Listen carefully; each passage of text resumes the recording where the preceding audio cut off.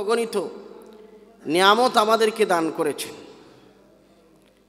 যে নিয়ামতগুলা গণে শেষ করার মতো না।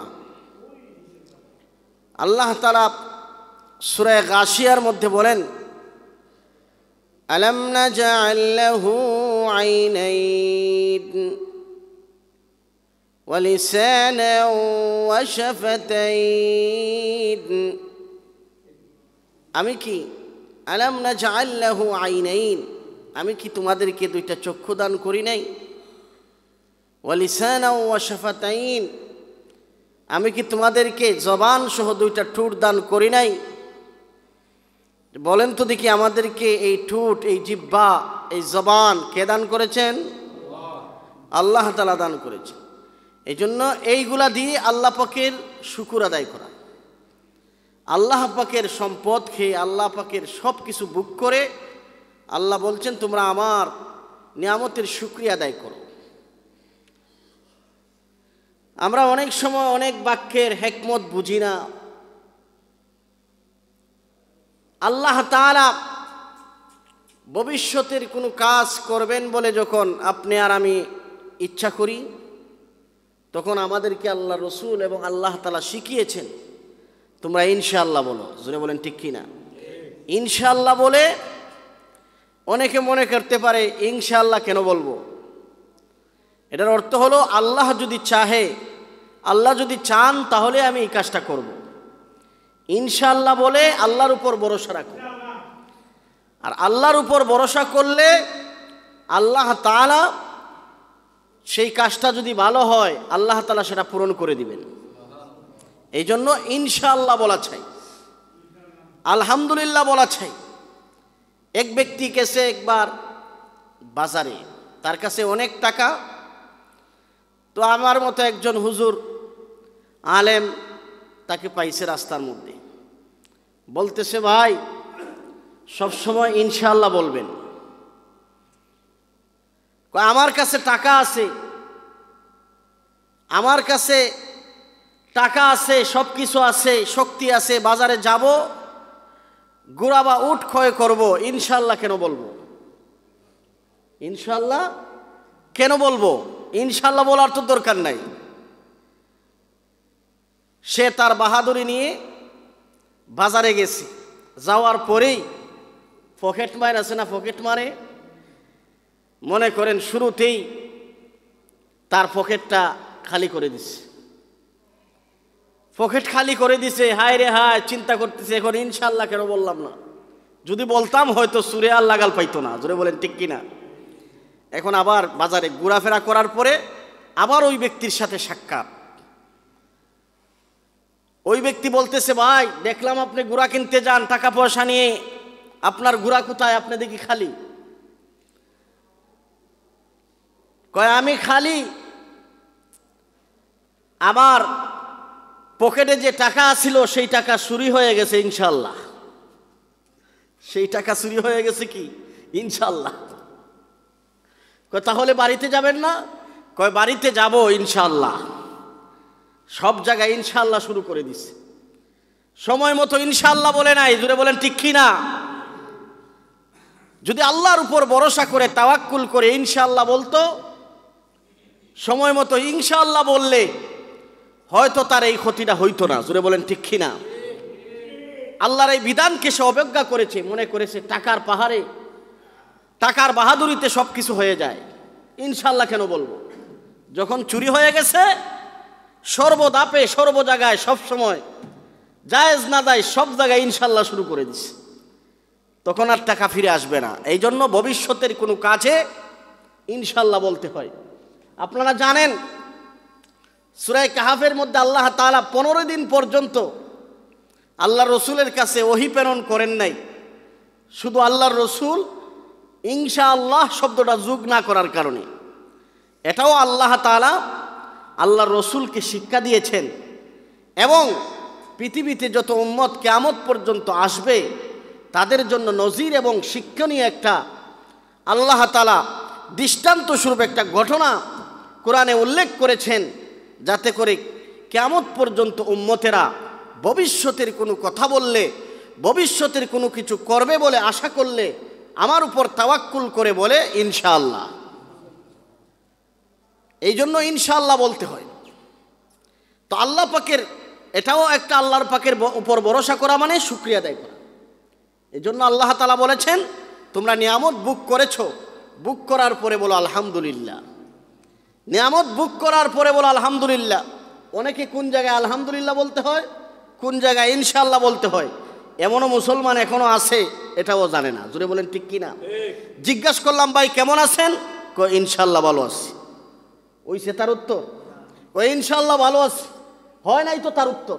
উত্তর হওয়ার দরকার ছিল আলহামদুলিল্লাহ ভালো আছে, কিন্তু সে বলছে কি ইনশাআল্লাহ ভালো আছে। দেখছেন মুসলমান হইছে, কিন্তু কোন জায়গায় আলহামদুলিল্লাহ, কোন জায়গায় নাউজুবিল্লাহ, কোন জায়গায় সুবহানাল্লাহ, কোন জায়গায় ইনশাআল্লাহ বলতে হয় সেটাও অনেক মুসলমান এখনো জানে না। এই জন্য আমার ভাইয়েরা, আল্লাহ পাকের নিয়ামত পাওয়ার পরে শুকরিয়া আদায় করা। আল্লাহ পাকের নিয়ামতের যখন শুকরিয়া আদায় করবেন, আল্লাহ তাআলা সেই নিয়ামতকে বিভিন্ন রূপ দিয়ে আপনার কাছে আল্লাহ তাআলা বৃদ্ধি করে দিবেন। হয়তো আমি আর আপনি টের পাবো না, বুঝতে পারবো না যে কিভাবে আমাদের নিয়ামত বৃদ্ধি পাইতেছে, কিভাবে আমাদের টাকা বৃদ্ধি পাইতেছে, কিভাবে আমাদের রিজিক বৃদ্ধি পাইতেছে, কিভাবে আমাদের আল্লাহ পাক আমাদেরকে বরকত দিতেছেন, বুঝতে পারতেছেন না। বুঝার আল্লাহ কোনো ক্যাপাসিটি রাখবে না। ঠিকই আল্লাহ বরকত, ঠিকই আল্লাহ নিয়ামত বাড়িয়ে দিবে। জোরে বলেন ঠিক কি না? বুঝতে পারবেন না। কামাই কম কিন্তু উড়ায় বেশি, কাজ করে বেশি, বিভিন্ন ধরনের, তার কোনো অভাব নাই। অভাব বলতে তার চেহারার ভিতরে বোঝা যায় না, এইরকম লোক আছে না নাই? কিন্তু কামায় তো কম। কই আল্লাহ বরকত দিয়ে দে, বরকত। জোরে বলেন ঠিক কি না? যেটা আমি আর আপনি কেউ গণনা করে শেষ করতে পারবো না, বুঝতে পারবো না কিভাবে আজ আল্লাহ বরকত দেয়, কিভাবে নিয়ামত বাড়াইয়া দেয়, এটা বোঝা যায় না। যখন শুকরিয়া আদায় করবেন আল্লাহ পাকের নিয়ামত পাওয়ার পরে আলহামদুলিল্লাহ বলবেন, আল্লাহ পাকের উপর ভরসা করবেন, আল্লাহ তাআলা নিয়ামতকে বাড়িয়ে দিবেন, বৃদ্ধি করে দিবেন। এই জন্য আল্লাহ বলেন লাইন শাকারতুম লাযীদান্নাকুম ওয়া লাইন কাফারতুম ইন্না আযাবি লাশাদীদ। তোমরা আমার নিয়ামত পাওয়ার পরে লাইন শাকারতুম, যদি তোমরা শুকরিয়া আদায় করো, লাযীদান্নাকুম, অবশ্যই আমি তোমাদের সেই শুকরিয়া আদায় করার কারণে নিয়ামত বাড়িয়ে দিব। ওয়া লাইন কাফারতুম ইন্না আযাবি লাশাদীদ, আর যদি নাফরমানি করো, অস্বীকার করো, নিয়ামতের অস্বীকৃতি জানাও, তাহলে তোমাদেরকে আযাবের দ্বারা গ্রেফতার করব, কঠিন আযাব তোমাদের উপর আমি নাজিল করব। এই জন্য আল্লাহ পাকের শুকর আদায় করার দ্বারা আল্লাহ পাকের জিকির হয়ে যায়। আর জিকিরের দ্বারা কত যে উপকার, এটা একমাত্র আল্লাহ, আল্লাহ রসুল আমাদেরকে শিক্ষা দিয়েছেন। দুনিয়ার সমস্ত মানুষরাই জানে, যারা ঈমানদার তারা জানার কথা যে জিকির যারা করে, আল্লাহ পাককে যারা স্মরণ করে, আল্লাহ কোরআনের এক আয়াতের মধ্যে বলছেন ফাযকুরুনি আযকুরুকুম ওয়াশকুরুলি ওয়ালা তাকফুরুন। তুমি খাওয়ার পরে আলহামদুলিল্লাহ বললে এটাও একটা জিকির, তুমি ভবিষ্যতের কোনো কাজে ইনশাআল্লাহ বললে এটাও তোমার জিকির, কোনো কিছু তুমি বুক করার পরে শুকরিয়া তান আলহামদুলিল্লাহ বললে এটাও তোমার জিকির। এই যে জিকিরগুলা করলে, আল্লাহ পাককে স্মরণ করলে, আল্লাহ পাক বলেন ফাযকুরুনি আযকুরুকুম, তোমরা যদি আমাকে স্মরণ করো স্বয়ং আমি আল্লাহ তোমাদেরকে স্মরণ করব। ওয়াশকুরুলি ওয়ালা তাকফুরুন, তোমরা আমার শুকরিয়া আদায় করো, তোমরা নিমখারামি করে আমার নিয়ামতের অস্বীকৃতি জানিও না, কুফরি করিও না। আল্লাহ পাকের নিয়ামতের শুকরিয়া আদায় করতে আল্লাহ তাআলা কোরআনের বিভিন্ন জায়গায় এইভাবে বলছে। এই জন্য আল্লাহ পাকের নিয়ামত পাওয়ার পরে শুকরিয়া আদায় করা। এই জন্য আল্লাহ বলেন তোমরা আমাকে স্মরণ করো, আমি আল্লাহ তোমাদেরকে স্মরণ করব। আমরা যদি আল্লাহকে স্মরণ করি একা একা, স্বয়ং আল্লাহ তাআলা আমাদেরকে তার আরশে আজিমে থেকে আমাদেরকে স্মরণ করেন একা একা। আমরা যদি স্মরণ করি আস্তে আস্তে, আল্লাহ আমাদেরকে স্মরণ করেন আস্তে আস্তে। আমরা যদি স্মরণ করি জামাতবন্দি হয়ে, আল্লাহ তাআলার কুদরতি রহমতের ফেরেশতা নিয়া জামাতবন্দি হইয়া আমাদের কথা স্মরণ করেন। সুবহানাল্লাহ। আর জিকির করলে আপনার হার্ট ভালো থাকবে, আপনার প্রেশার ভালো থাকবে, বিভিন্ন ধরনের হার্টের বেমার, রুহের বেমার, আত্মার বেমার অসুস্থতা আল্লাহ সুস্থ করে দিবে। আল্লাহ কোরআনে বলছে, আলা আলা বিযিকরিল্লাহি তাতমাইন্নুল কুলুব। আলা বিযিকরিল্লাহ, যারা আল্লাহকে স্মরণ করে, তাতমাইন্নুল কুলুব, তাদের অন্তরের মধ্যে আল্লাহ তাআলা প্রশান্তি দান করেন। সুবহানাল্লাহ, প্রশান্তি দেন, প্রশান্তি। এই জন্য কিছু কিছু জিকির সকাল বিকাল যারা ইমানদার কমাস কম নামাজ পড়েন তারা এই আমলগুলা করেন। লা ইলাহা ইল্লাল্লাহ, সুবহানাল্লাহ, আলহামদুলিল্লাহ, আল্লাহু আকবার, এই তাসবিহগুলা সকাল বিকাল পড়েন, দেখবেন আপনার কোনোদিন হার্ট অ্যাটাক হবে না, হৃদরোগ হবে না। আপনার ভিতরে যেই সমস্ত সমস্যা আছে আল্লাহ তাআলা সমস্ত রোগ সরায়া সমাধান করে সুস্থ করে দিবেন। বলেন সুবহানাল্লাহ। জিকিরের অভ্যাস করেন। শরীরের ভিতরে, আত্মার ভিতরে রোগ থাকতে পারে না যার ভিতরে জিকির আছে। আলা বিযিকরিল্লাহি তাতমাইন্নুল কুলুব। অন্তরে আল্লাহ প্রশান্তি দেন, অন্তরকে আল্লাহ সমস্ত ধরনের রোগ থেকে, রোগ বালাই থেকে, বেমার ব্যাধি থেকে আল্লাহ তাআলা হেফাজত করেন যারা আল্লাহর জিকির করে। এটাই কোরআনের কথা। সাহাবায়ে কেরামের ভিতরে অনেক সাহাবী ছিলেন আল্লাহকে খুব বেশি স্মরণ করতেন, ছোট্ট ছোট্ট আমল খুব বেশি করতেন। সেই ছোট্ট আমলগুলা কখনো তারা ছাড়তেন না। আল্লাহ রসুল একবার হযরতে জিবরাইল আলাইহিস সালাতু ওয়াস সালাম আল্লাহ রসুলের দরবারে উপস্থিত হলেন। এমনিতেই জিবরাইল আলাইহিস সালাম বলেন, ওই যে চাদর মুড়ি দিয়া শীতকালে, এখন শীতকালে আমরা চাদর পরি কি পরি না? অনেকে পরি। চাদর মুড়ি দিয়া ওই সাহাবী যাইতেছে, আল্লাহ রসুলকে বলতেছে, জানেন ওই সাহাবীকে? জিবরাইল বলেন, ওই সাহাবী। জিবরাইল রসুলকে বলেন, নগো আল্লাহর পয়গম্বর জানেননি ওই সাহাবীকে? এমনিতেই জিবরাইল আলাইহিস সালাম বলেন, ওই সাহাবী হলো আবু যর গিফারি। সুবহানাল্লাহ বলেন। আল্লাহ রসুল বলেন, ও জিবরাইল, তুমি আবু যর গিফারিকে কেমনে চিনো? আবু যর গিফারিকে কেমনে চিনো? আবু যর গিফারির সাথে তোমার সম্পর্ক নাই, সম্পর্ক হলো আমি রসুলের সাথে, রসুলের কাছে আসো। আবু যর গিফারিকে তুমি চিনো কেমনে? এমনিতে আল্লাহর জিবরাইল আলাইহিস সালাতু ওয়াস সালাম বলেন, ওগো আল্লাহর পয়গম্বর, আবু যর গিফারি এত বড় একজন সাহাবী, এত আল্লাহর ঘনিষ্ঠ একজন সাহাবী, যেই সাহাবী স্বয়ং আমি জিবরাইল চিনি তাই না, স্বয়ং আল্লাহ তাআলা আবু যর গিফারিকে চিনে। স্বয়ং আল্লাহ আবু যর গিফারির পরিচয় আমার কাছে দিছে। সুবহানাল্লাহ বলেন। সাধারণ সাহাবী, আল্লাহ তাআলা আমাকে দেখায়া দিছে হইল আবু যর গিফারি, আমি তারে মহব্বত করি, তোমরাও তাকে মহব্বত করা শুরু করো। সুবহানাল্লাহ। এই জন্য আমি চিনি। তাহলে আর কারা চিনে? আকাশের যত ফেরেশতা আছে, 7 আসমান 7 জমিনের নিচে, জমিনের উপরে যত ফেরেশতা আছে, সমস্ত ফেরেশতারা আবু যরকে চিনে। আল্লাহ তাআলা মহব্বত করেন বিদায়, আল্লাহ তাআলা মহব্বত করেন বিদায় আমি জিবরাইল আকাশের সমস্ত ফেরেশতা, মানব এবং দানব, সব কিছু আবু যরকে মহব্বত করে, সব কিছু আবু যর গিফারিকে মহব্বত করে। আল্লাহ রসুল বললেন, তুমি কি জানো কি জন্য মহব্বত করা হয়, ভালোবাসা হয়? আবু যর গিফারিকে আল্লাহ কেন মহব্বত করেন আপনাদের জানার দরকার আছেনি? তাহলে আবু যরকে যেই কারণে আল্লাহ মহব্বত করেন, আমরাও যদি সেই কাজটা করি আল্লাহ আমাদেরকেও মহব্বত করবেন। জুড়ে বলেন ঠিক কিনা? জিবরাইল আলাইহিস সালাতু ওয়াস সালাম এবার আবু যরের পরিচয় দিতেছেন। ও পয়গম্বর, আবু যর সাধারণ কোনো সাহাবী না। এই শীতের দিনে, কষ্টের দিনে ওযু করে নামাজ পড়ে, নামাজ কাজা করে না। এই শীতের কারণে অনেক নামাজিও বেনামাজি হয়ে গেছে। জুড়ে বলেন ঠিক কিনা? নামাজিও বেনামাজি হয়ে গেছে। কয় ঠান্ডা, যেই ঠান্ডার মধ্যে অজু করমু তারপরে নামাজ পড়মু, এটা তার দ্বারা সম্ভব না।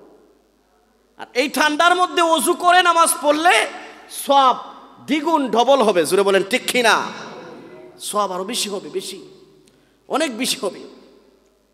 এইরকম প্রচণ্ড ঠান্ডা, আল্লাহ রসুল যখন মক্কা থেকে মদিনায় গেলেন, এইরকম প্রচণ্ড ঠান্ডা, অনেক ঠান্ডা।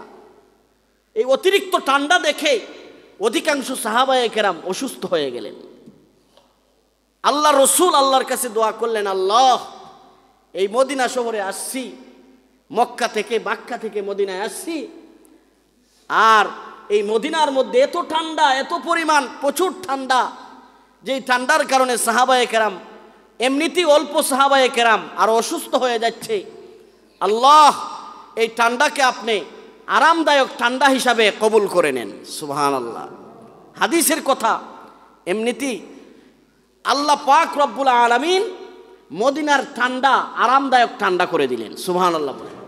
আর এই ঠান্ডার পরিবেশ কিয়ামত পর্যন্ত আরামদায়ক। সুবহানাল্লাহ বলবেন না? এমন ঠান্ডা করছেন, এমন এমন একটা আরামদায়ক ঠান্ডা করেছেন, কিয়ামত পর্যন্ত ওই ঠান্ডাটা থাকবে রসুলের এক দোয়ার কারণে। আর না হয় মদিনার মধ্যে সবচেয়ে বেশি ঠান্ডা ছিল। তো যাই হোক, জিব্রাইল বলেন, আবু যরকে চিনো? আল্লাহ রসুল জিব্রাইলের কাছে জানতে চাইলেন কি কারণে। আবু যরকে স্বয়ং আমার আল্লাহ চিনে। কি কারণে? আকাশের সমস্ত ফেরেশতারা চিনে। কি কারণে আবু যরকে সমস্ত দানব এবং মানব সবাই তাকে চিনে এবং তার জন্য দোয়া করে? কারণটা কি?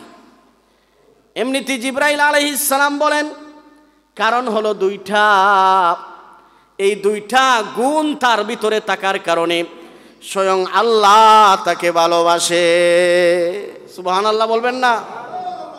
নাম্বার ওয়ান, এক নাম্বার গুণ হলো সে যখন ওই সুযোগ পায় আল্লাহ পাকের একত্ববাদের সূরা, সূরাতুত তাওহীদ আর সূরাতুল ইখলাস পাঠ করতে থাকে। সূরা ইখলাস পারেন না? বিসমিল্লাহির রহমানির রহিম, কুল হুয়াল্লাহু আহাদ, আল্লাহুস সামাদ, লাম ইয়ালিদ ওয়া লাম ইউলাদ ওয়া লাম ইয়াকুল লাহু কুফুয়ান আহাদ। এটা হলো সূরা তাওহীদের সূরা, সূরা ইখলাসের সূরা, আল্লাহ তাআলার একত্ববাদের সূরা। এই সূরার মধ্যে শুধু আল্লাহর কিছু গুণই আল্লাহ বর্ণনা করেছেন, এছাড়া আর কিছু নাই। আর এই সূরাটাকে আবু যর দিল দিয়া প্রাণ দিয়া মহব্বত করে ভালোবাসে, এই জন্য আবু যরকে আল্লাহও তাকে ভালোবাসে। সুবহানাল্লাহ বলে। যখনই আবু যর সময় পায়, সুযোগ পায়, সূরা ইখলাস তেলাওয়াত করে। তাহলে এই সূরা আমাদের সবারই মুখস্থ আছে। যখনই সুযোগ পাইবেন, পাক থাকবেন, নাজাসত না থাকবেন, আপনি যখন পাক পবিত্র থাকবেন, ওযু তাক বানা তাক সমস্যা নাই, আপনি এই সূরাটা পড়েন, আল্লাহর মহব্বতে পড়েন, মনে মনে নিয়ত করে আল্লাহ তোমাকে ভালোবাসি বিদায় এই সূরা ইখলাস বেশি বেশি পড়ি, আবু যরের সাথে জান্নাতে যাবেন। সুবহানাল্লাহ বলেন। আবু যরের সাথে জান্নাতে যাবেন। তাহলে বুঝতে পারলাম এই গুণের কারণে আল্লাহ তাকে ভালোবাসে, ফেরেশতারা তাকে ভালোবাসে। দ্বিতীয় নম্বর গুণ কি? আল্লাহ রসুল যখন জিজ্ঞাসা করলেন, জিব্রাইল জবাব দিলেন, ওই সাহাবীকে আল্লাহ মহব্বত করার দুই নাম্বার গুণ হলো ওই সাহাবী আবু যর গেফারি, তার ভিতরে বিন্দু পরিমাণ কোনো অহংকার নাই। অহংকার না থাকার কারণে, সাদামাটা হওয়ার কারণে, তার ভিতরে কোনো ধরনের হিংসা অহংকার না থাকার কারণে স্বয়ং আল্লাহ তাকে ভালোবাসে। সুবহানাল্লাহ বলেন। অহংকার হলো আল্লাহর গুণ। কথা বলেন ঠিক কি না? এটা হলো একমাত্র আল্লাহর গুণ। এটা নিয়ে যারা টানাটানি করবে, হেসরাহেসরি করবে, তাদেরকে আল্লাহ ধ্বংস করে দিবে। কারণ এই গুণটা একমাত্র আল্লাহর। পৃথিবীর কোনো মানুষের ভিতরে এই গুণ থাকলে সে কখনো বড় হতে পারবে না। এই জন্য আল্লাহ রসুল অন্য এক হাদিসের মধ্যে বলেছেন, মান তাওয়াযা লিল্লাহ রাফাআহুল্লাহ। যে নিজেকে নিজে ছোট মনে করে, যে সব সময় ছোট হয়ে থাকতে চায় আল্লাহ তার সম্মান উঁচু করে দেন। সুবহানাল্লাহ। আর একদল আছে কথা বলতেই নিজের বড়ত্বর ভাব দেখায়, আছে না নাই? কথা বলতে দেখায়, কাজের বেলায় দেখায়, সব জায়গায় দেখায়। আরে আমি হেটামওয়ালা মানুষ, আমার সাথে কথা বলতে সাবধানে কথা বলবেন, আমার সাথে কথা বলতে কাজ করতে সাবধানে কাজ করবেন। আমি কিন্তু সবাই আমার সাথে কথা বলতে পারে না, সবাই আমার কাছে আসতে পারে না, সবাই সবার কথা বলতে পারে না। আমি সাধারণ কোনো মানুষ না, আমার ভিতরে জাম্বুরা ফুইলা গেছি গা, অহংকার আছে। জুড়ে বলেন ঠিক কি না? এরকম জাম্বুরাওয়ালা মানুষ আছে না নাই? আছে। অহংকারীদেরকে আল্লাহ ভালোবাসেন না। অহংকার একমাত্র আল্লাহর গুণ। জুড়ে বলেন কার গুণ? আল কিবরিয়া উরিদাউন। আল্লাহর নবী বিশ্ব নবী রাহমাতুল লিল আলামিন বলেন আল কিবরিয়া উরিদাউন, অহংকার যেই গুণটা এটা একমাত্র আল্লাহ পাকের চাদর। আল্লাহ পাকের চাদর, রিদাউন মানে চাদর। আল্লাহ পাকের চাদর নিয়া, আল্লাহ পাকের গুণ নিয়া যারা টানাটানি করবে, হেসরা হেসরি করবে, তারা কখনো কামিয়াব হইতে পারবে না। ইবলিস আর শয়তানের মতো লানতের মালা গলায় নিয়ে জাহান্নামে যাবে। অহংকারের কারণে শয়তানের কপালে জুরছে কি লানত, জুরছে কি চিরস্থায়ী জাহান্নাম। জুড়ে বলেন ঠিক কিনা? শুধু অহংকারের কারণে। আল্লাহ বলেছিলেন ওয়াইদ কুল্না লিল মালাইকাতি ইসজুদু লিআদামা ফাসাজাদু ইল্লা ইবলিস আবা ওয়াস্তাকবারা ওয়া কানা মিনাল কাফিরিন। আল্লাহ বলছিলেন কুলনা উদখুলু ওয়াইদ কুলনা লিল মালাইকাতি ইসজুদু লিআদামা, তুমি আদমকে কি করো? তোমরা সকলে মিলে সেজদা করো। তোমরা ফেরেশতা যারা আছো সবাই মিলে আদমকে সেজদা করো। সবাই আল্লাহ পাকের হুকুম পাওয়ার সাথে সাথে সেজদায় লুটে পড়ছে। সুবহানাল্লাহ বলেন। ইবলিস শয়তান যেটার ভিতরে অহংকার, পৃথিবীর এমন কোনো জায়গা নাই, এমন কোনো স্থান নাই যেই জায়গায় ইবলিস সেজদা দেয় নাই। তাহলে সে কি আল্লাহ পাকের কাছে মহব্বতের কম না আরো বেশি? আরে সে তো ফেরেশতাদের সর্দার হয়েছে, সাইয়্যিদুল মালাইকা হয়েছে, এমনিতেই না। আল্লাহ পাকের নিকটত্বে যাইতে যাইতে, ইবাদত করতে করতে আল্লাহ পাকের সন্নিকটে চলে গেছে। যাওয়ার পরে আল্লাহ তাআলা তাকে ফেরেশতাদের নেতা বানায়া দিছে, ফেরেশতাদের সর্দার বানায়া দিছে। তুমি যখন আমার এত ইবাদত করেছো, পৃথিবীর এমন কোনো জায়গা নাই যেই জায়গায় সেজদা দেও নাই, পৃথিবীর এমন কোনো স্থান নাই যেই জায়গায় বৈশা তুমি দোয়া করো নাই, পৃথিবীর এমন কোনো কল্যাণ কাজ নাই যা তুমি করো নাই। তুমি যখন এত কিছু করলা, ফেরেশতাদের সর্দার বানায়া দিলাম। সর্দার বানানোর পরে আল্লাহ বললেন এবার সেজদা দাও। সেজদা সবাই সেজদা দিচ্ছে। মিকাইল ফেরেশতা সেজদা দিচ্ছে। সর্বপ্রথমই আল্লাহর কথা শোনার সাথে সাথে যেই ফেরেশতা সেজদা দিছে, এই ফেরেশতার নাম হলো মিকাইল ফেরেশতা। 4 জন বড় বড় ফেরেশতার মধ্যে উনি একজন, যিনি বৃষ্টির দায়িত্ববান আছেন। পৃথিবীর মধ্যে বৃষ্টি অবতরণ করেন যার তত্ত্বাবধানে, ওই ফেরেশতার নাম হলো মিকাইল ফেরেশতা। আল্লাহ রসুল বলেন ওই ফেরেশতার কপালের মধ্যে আল্লাহ তাআলা পুরস্কার স্বরূপ 30 পারা কোরআন লিখে দিচ্ছেন। আরো জোরে বলেন না সুবহানাল্লাহ। 30 পারা কোরআন কেন তার কপালের মধ্যে?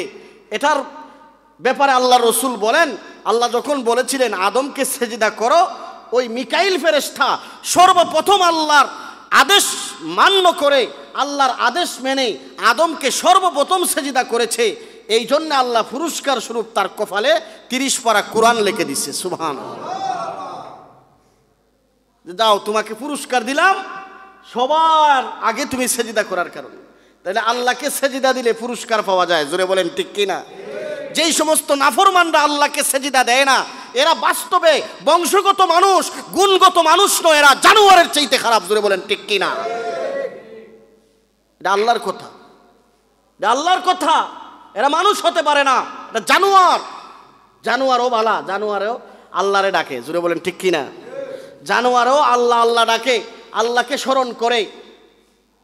আল্লাহর কথা যদি তার ভিতরে স্মরণ না থাকে, আল্লাহকে যদি সে না চিনে, তাহলে সে আর দুনিয়াতে বাঁচতে পারবে না। আল্লাহ তাকে দুনিয়া থেকে নিয়ে যাবেন। তাদের কাজই হলো এটা, সব সময় তারা আল্লাহ আল্লাহ আল্লাহর তাসবিহ পড়বে, যতদিন পড়বে ততদিন বাঁচবে। জুড়ে বলেন ঠিক কিনা? যখন ফরা বন্ধ হয়ে যাবে তখন তাদের মরণ চলে আসবে, ফরা বন্ধ, মরণ চলে আসবে। আর আপনারা আমরা সবাই কেউ আল্লাহরে ডাকে, কেউ আল্লাহকে ডাকে না। বছরের পর বছর যায়, জুমার নামাজও আসে না, বছরের পর বছর যায়, ঈদের নামাজও আসে না, জীবনে একটা সেজদাও দেয় নাই। এইরকম নাম করা মুসলমান আছে না নাই? এইরকমও খুঁজলে পাইবেন, পাইবেন। এটা মানুষ না, জানোয়ারের চাইতেও খারাপ যে জানোয়ার হইয়া আল্লাহকে স্মরণ করে। আল্লাহ তোমাকে আল্লাহকে স্মরণ না করার কারণে তোমাকে মরণ দিল না, তিন বেলা খাবার তোমার ঘরে পৌঁছাইয়া দিল। তুমি আল্লাহকে সেজদা না করার কারণে তোমার সমস্ত হাজত পূরণ করলো। আল্লাহকে সেজদা দাও না, তারপরও তোমার বিবাহের ব্যবস্থা করলো। আল্লাহকে সেজদা দাও না, তারপরও আল্লাহ তাআলা তোমার সমস্ত মনের আশা বাসনা পূরণ করলো। তারপরও তুমি কেমন করে আল্লাহকে সেজদা দাও না, এর হিসাব অবশ্যই দিতে হবে। জুড়ে বলেন ঠিক কিনা? হিসাব না দিয়া ফালাইবার কোনো সুযোগ থাকবে না, হিসাব দিতে হবে। হিসাব দিয়েই আল্লাহর জান্নাতে যাইতে হবে, আর না হয় আল্লাহর জান্নাতে যাওয়া সম্ভব হবে না। এই জন্য আমার ভাইয়েরা, আল্লাহ রসুল বলেন, আবু যর গিফারি, ও কথাটা বলেছিলাম যে ইবলিস সে অহংকার করেছে, অহংকার করার কারণে আবা ওয়াস্তাকবারা, সে অস্বীকার করছে, তাকাব্বুরি করছে, নিজেরে নিজে বড় মনে করেছে। বড় মনার করার কারণে ওয়াকানা মিনাল কাফিরিন, আল্লাহ তাআলা কাফেরদের অন্তর্ভুক্ত করে দিলেন। তুমি আমাকে সেজদা দিবা না, আমার হুকুম মানবা না, তুমি বেঈমানদের অন্তর্ভুক্ত। চিরস্থায়ী লানতের মালা তোমার গলায় পরাইয়া দিলাম। নাউজুবিল্লাহ বলেন। চিরস্থায়ী লানতের মালা আল্লাহ তার গলায় পরাইয়া দিলেন। সে সেজদা দিব দূরের কথা, আল্লাহর সাথে তর্ক করে আল্লাহর সাথে বুদ্ধির গুড়া দৌড়ায়। বলুন তো, শয়তানের বুদ্ধি বেশি না আল্লাহর বুদ্ধি বেশি? ওয়ামাকারু মাকারাল্লাহ ওয়াল্লাহু খায়রুল মাকিরিন। একদল আছে আল্লাহর সাথে চালাকি করে, আছে না নাই? জুড়ে বলেন। আল্লাহর সাথে চালাকি করে, কৌশল খাটায়, আল্লাহর সাথে কৌশল খাটায়, যে এমনি এমনি কইয়া হাসরের ময়দানে বাচ্চা যাইব। আল্লাহ বলেন, এটা কাফেররাও বলছে, আল্লাহর সাথে চক্রান্ত করেছে, সাহাবায়ে কেরাম নবীদের সাথে চক্রান্ত করেছে। ওয়ামাকারু ওয়ামাকারাল্লাহ, তোমরা কি আল্লাহর সাথে চক্রান্ত করো যে আল্লাহ বুঝে না, আল্লাহ ধরতে পারবে না? ওয়াল্লাহু খায়রুল মাকিরিন, আল্লাহ হলেন আরো বেশি কৌশলকারী। জুড়ে বলেন ঠিক কিনা? তোমার আমার চাইতে অতিরিক্ত কৌশল যিনি জানেন, তিনি কে? তিনি হলেন আল্লাহ। শয়তান তার বুদ্ধির গুড়া দৌড়ায় বলতেছে, আনা খায়রুম মিনহু খালাকতানি মিন নার ওয়া খালাকতাহু মিন তিন। আল্লাহরে কইতাছে, আল্লাহ কই সেজদা দে, হে আল্লাহর সাথে তর্ক করতেছে, বলতেছে খালাকতানি মিন নার, আমারে বানাইছো আগুনের দ্বারা, আমি আগুন খুব পাওয়ারফুল জিনিস। সেই পাওয়ারফুল জিনিস কখনো মাটি একটা সাধারণ জিনিসের কাছে মাথা নত করতে পারে না। জোরে কন্যা নাউজুবিল্লাহ। খালাকতানি মিন নার ওয়া খালাকতাহু মিন তিন।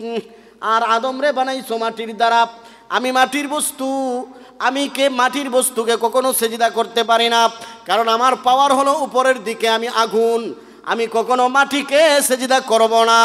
এই তর্ক বিতর্ক যখন আল্লাহ পাকের সঙ্গে শুরু করে দেয়, আল্লাহর পাক রব্বুল আলামিন তাকে চিরজীবনের জন্য চিরস্থায়ীভাবে লানতের মালা পরাইয়া দেয়। চিরস্থায়ী লানতের মালা, যা কখনো আর আমার তৈরি জান্নাতে যাইতে পারবে না। যতই ইবাদত করছস সব বাতিল হয়ে গেছে। হজ করছে, হজ করার পরে আইসা আবার আকাম কুকাম করে, হজ বাতিল হয়ে গেছে। নামাজ পড়ছে, নামাজ পড়ে আবার বাহিরে গিয়ে আকাম কুকাম করে, যত ধরনের কুকাম আছে, সুদ ঘুষ যা আছে সব করে, নামাজ বাতিল। জুড়ে বলেন ঠিক কিনা? নামাজ হয় নাই বিদায় সে আকাম কুকাম করে, হজ হয় নাই বিদায় সে হজ থেকে ফিরে আইসাও যত ধরনের অন্যায় আছে সব কিছু করে, তার হজ বাতিল। জুড়ে বলেন ঠিক কিনা? হজ বাতিল। এরকম ভাবে যত ধরনের ইবাদত আছে, সমস্ত ইবাদত একমাত্র হবে কার জন্য? জোরে বলেন, আল্লাহর জন্য। যদি সেই ইবাদত আল্লাহর জন্য হয়, আর সেটা যদি অল্পও হয়, আল্লাহ রসুল বলেন আখলিস দীনাকা ইয়াকফিকাল আমালুল কলিল, তোমার আমল কম কিন্তু আমলটা যে করছো ইখলাসের সাথে করছো, আল্লাহকে রাজি আর খুশি করার জন্য করছো।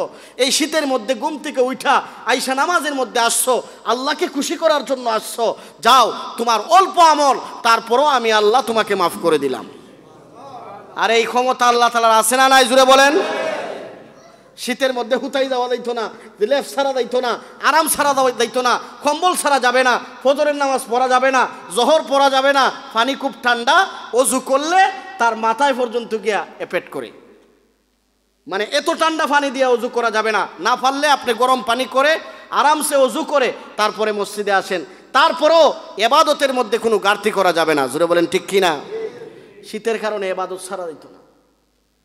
এবাদত পরিপূর্ণই করতে হবে, আল্লাহর হুকুম পরিপূর্ণই মানতে হবে। আপনি গরমের কালে করবেন, শীতের কালে করবেন না, শীত দৌড়ানো যাবে না। শীত দৌড়ায়া কোনো ধরনের এবাদতের মধ্যে কমতি করা যাবে না, বরঞ্চ শীতের মধ্যে রাত লম্বা, সেই লম্বা রাত্রের মধ্যে এবাদতে মগ্ন থাকতে হবে। জোরে বলেন ঠিক কিনা? যতটুকু পারেন শেষ রাতে উঠে আল্লাহকে ডাকেন, শেষ রাতে উঠে আল্লাহ তাআলার জিকির করেন। আলা বিজিক্রিল্লাহি তাতমাইন্নুল কুলুব, ওই সময় আপনি জিকির করবেন। রোগ আল্লাহ তাআলা অন্তরের মধ্যে, দিলের মধ্যে যত ধরনের রোগ আছে সমস্ত রোগ জিকিরের কারণে আল্লাহ তাআলা দূর করে দিবে। এই যে বললাম না একটু আগে যে জিকির করলে আল্লাহ তাআলা অন্তরের ভেদি যত ধরনের রোগ আছে, সমস্যা আছে, হার্ট অ্যাটাক, বিভিন্ন ধরনের রোগ অন্তরে বাস করে, ভিতরে বাস করে, যা আমরা দেখতে পাই না, যা আমরা ধরতে সইতে পাই না, কিন্তু ওই রোগের কারণে আমাদের মৃত্যুবরণ করতে হয়। জোরে বলেন ঠিক কিনা? যারা হক্কানি, যারা জিকিরওয়ালা, জাকিরিন শাকিরিন বান্দা যারা, তারা কখনো এই সমস্ত রোগে মৃত্যুবরণ করতে পারে না। আল্লাহ তাআলা তাদের জিকিরের কারণে, ইবাদতের কারণে আল্লাহ ভিতরের সমস্ত রোগ থেকে মুক্তি দান করেন। তাহলে ইনশাআল্লাহ আমরা নেক আমল করবো তো? ইনশাআল্লাহ করবো তো? ইনশাআল্লাহ। ওই সাহাবীর আমল থেকে আমরা কি পাইলাম? অনেক লম্বা কথা। সাহাবীর আমল থেকে পাইলাম আল্লাহ ভালোবাসেন দুই কারণে, ওই সাহাবীকে ইখলাস বেশি বেশি পড়ার কারণে। জোরে বলেন কি বেশি বেশি পড়ার কারণে? সূরা ইখলাস, কুল ফাল্লাহ সূরা পারেন না সবাই? যখনই সময় পাইবেন, যখনই বসবেন, যখনই দেখবেন মনের মধ্যে অশান্তি লাগছে, সূরা ইখলাস পড়েন। ইখলাস পড়বেন, 3 বার পড়বেন, এক খতম কোরআনের সওয়াব আল্লাহ দান করবে। তা পারলে লস না লাভ তো পড়বেন তো ইনশাআল্লাহ। আর দিলকে অহংকার মুক্ত সাদা মাটা একটা দিল বানাবেন। মানুষের ব্যাপারে বদগুমানি করবেন না, যে বদগুমানি করে তাকে আরো গুনার দিকে ঠেলে দিবেন না, নিজে গুনাহগার হবেন না। এই সমস্ত গুণ নিয়ে যদি আপনার আমি চলতে পারি, হয়তো আল্লাহ আশা করে তো আবু যর গেফারির সাথে আল্লাহ আমাদেরকে জান্নাত দিবে। আল্লাহ তাআলা আমাদেরকে এই কথাগুলোর উপর আমাকে আপনাদের সবাইকে আমল করার তৌফিক দান করেন। সবাই বলেন